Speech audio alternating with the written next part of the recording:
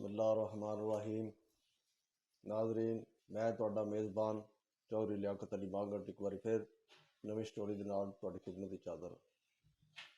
जनाब, मुल्क के हालात जड़े ने इंतखाबात होने तो बाद ज़्यादा खराब हो चुके हैं, क्योंकि जी PDM-2 जी हुण बनी है इख्तियारात जिहदे कोल ने सारा कुछ, ये जनाब अपना कठपुतली जवेद लतीफ़ साहब दी तुसीं गल्लां सुन लो। जिहड़ा ये नून लीग दा ही है, वही कह रहा है भी साडी हुकूमत जिहड़ी बनी है यह कठपुतली बन चुकी है इसने, और सानू सारे नून लीग वाले कठपुतली बनाता है। उहदियां गल्लां खुद आप सुन सकते हैं, क्योंकि ये सारी दुनिया का जिहड़ा छाण बूरा सी ना, सारा गंद इन्होंने विच इकट्ठा कर लिया।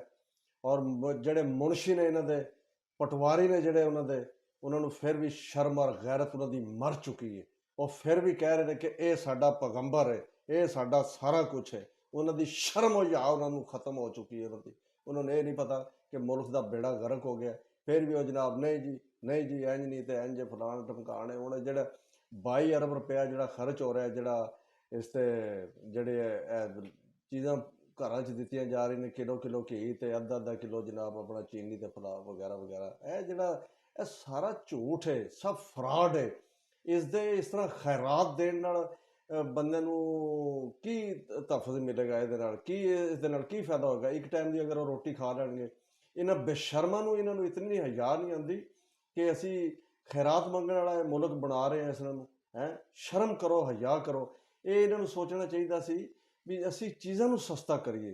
पेट्रोल नूं सस्ता करो तुसीं सब तो पहले, उस तो बाद तुसीं गैस नूं सस्ता करो, जिदे 25,000 30,000 70,000 तक तुसीं बेशर्मो तुसीं बिल भेज रहे हो। तो सौदा तुसीं उन्हां नूं दे रहे हो कि 200 रुपए का सौदा उन्होंने घर भेज रहे हो, तो सवेरे तुसीं 20,000 रुपए का बिल उन्होंने घर बिजली का भेज देना। बिजली के बिल सस्ते करो, गैस सस्ती करो, पेट्रोल सस्ती करो, चीनी सस्ती करो।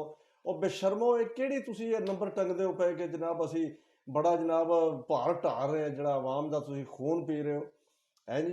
तो ये मेरे मुर्शद की ये रीस नहीं कर सकते, इन्होंने शर्म नहीं आती। उन्हें तो जो सेहत कार्ड 10 लाख का बना के दे छड़िया, इन्होंने वास्ते डुब मरने का मुकाम है।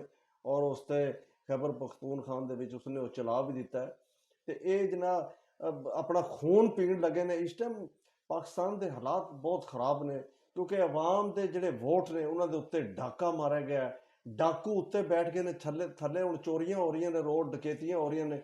क्योंकि जो एक चोर थले अगर इन्होंने चोरों तुसीं छड़ दिता है, मैं हैरान इस चीज़ से। तो फिर सारिया जेलां खाली कर दो, सारे छड़ दो।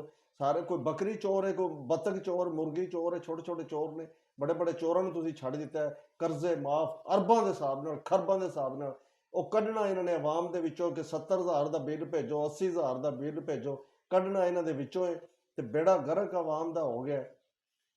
ए हुण जिस टाइम इंतखाबात होए ने, PTI नूं विच तरोड़ मरोड़ करके एक पिछों खटक निकल गया जी, एक पासों जी जहांगीर तरीन निकल गया जी, अलीम खान निकल गया जी। ये सारे बच्चू बचूगड़ा छाण बुरा छली होए। इन्हों कौन जानता, इन्हों की औकात की है? मैनूं तुसीं दसो भी ये जहांगीर तरीन का बेड़ा गर्क हर शा छड्ड के नस गया।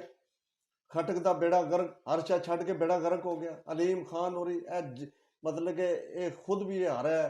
तो इन्हों के जोड़े दिंदे सन जोड़े करिंदे, फरदोस अवाम जैसी जिसनों इमरान खान ने वजीर इतलात बनाया सी, 136 वोट उसने लेने। डुब के मर जाना चाहिए यार ऐसे इंसानों जिहड़े जिहड़े जिसनों इमरान खान ने हाथ रखा ना वो चढ़ गया, तो जिस तो चुकया 9 नंबर च बढ़ गया। ये तुहानूं पता होना चाहिए।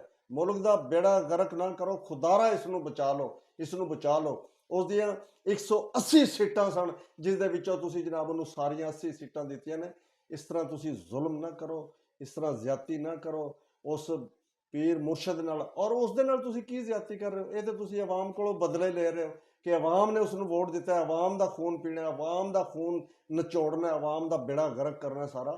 जिहड़ा बंदा 800-700 रुपए की दिहाड़ी पा रहा है, वो किस तरह अपने बच्चों का पेट पालेगा? तुहानूं कोई शर्म या है सही है? वो अपने आप तो कोई तुसीं तुहानूं कोई ख्याल आना चाहिए कि असीं अवाम नूं किहड़े पासे ला रहे हैं, हैं जी। ਕੋਈ ਜਨਾਬ ਆਪਣਾ ਕੋਈ ਕੁਛ ਕਰ ਰਿਹਾ, ਕੋਈ ਜਨਾਬ ਇਹ ਸਾਰੀ ਜਿਹੜੀ ਪੀਡੀਐਮ ਸੀ, ਜਿਹੜੇ ਕਾਕੜੀ ਹੋ ਰਹੀ ਤੇ ਮਾਕੜੀ ਹੋ ਰਹੀ ਤੇ ਜਨਾਬ ਵਗੈਰਾ ਵਗੈਰਾ ਵਜ਼ੀਰੇ ਆਲਾ ਬਣੇ ਰਹੇ ਨੇ, ਕੋਈ ਵਜ਼ੀਰੇ ਦਾਖਲਾ ਆ ਰਿਹਾ ਜੀ, ਉਹ ਕਾਕੜੀ ਨੂੰ ਵੀ ਕਿਧਰੇ ਅੜਾ ਲਓ, ਉਹਨੂੰ ਵੀ ਕਿਸੇ ਪਾਸੇ ਲਾ ਲਓ। ਸਾਰੀ ਜਿਹੜੇ ਨਿਗਰਾਨ ਹੁਕੂਮਤ ਸੀ ਉਹ ਹੀ ਤੁਹਾਨੂੰ ਤੁਸੀਂ ਵਿੱਚ ਵਾੜ ਲਈਏ 9 ਨੰਬਰ 'ਚ, ਤੇ ਸਾਰੇ 11 ਨੰਬਰ 'ਚ ਵਾੜ ਕੇ ਹਟਣਗੇ ਇਨਸ਼ਾਅੱਲਾ ਤਾਲਾ। ਇਹਨਾਂ ਦਾ ਬੇੜਾ ਗਰਕ ਹੋਏਗਾ, ਰੱਬ ਦਾ ਕਹਿਰ ਗਿਰੇਗਾ ਇਹਨਾਂ ਦੇ ਉੱਤੇ। ਇਹਦੇ ਨਾਲ ਹੀ ਜੀ ਦਾਰ ਕਬੂਲ ਜਾਗ ਦਿਓ ਕਿ ਅੱਲਾਹ